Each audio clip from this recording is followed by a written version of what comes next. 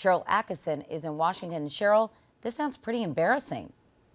It is, Katie. The investigative reports were released a day after President Bush had a private lunch with Interior Secretary Dirk Kempthorne, the man in charge of the agency at the heart of the scandal. That was behind closed doors. Today's embarrassment was very public.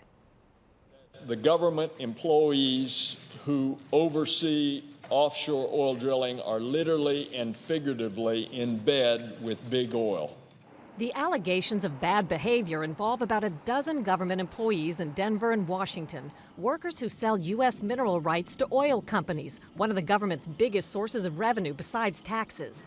They're supposed to be looking out for the taxpayers' interest, but according to the Inspector General, they rigged contracts and engaged in illegal moonlighting, drugs, sex, and gift-taking from oil company representatives. 2 reports reveal startling allegations, including an employee who attended a so-called treasure hunt in the desert with all expenses paid by an oil producer, and a former supervisor who bought cocaine from a colleague, then boosted her performance award, had sex with subordinates, and steered government contracts to an outside business where he also worked.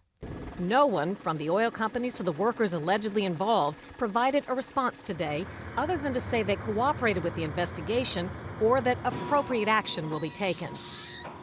With mineral rights bringing in $8 billion in revenue a year, reporters today asked the head of government mineral management off camera whether taxpayers suffered a loss due to the cozy relationships. He said there's no indication they did.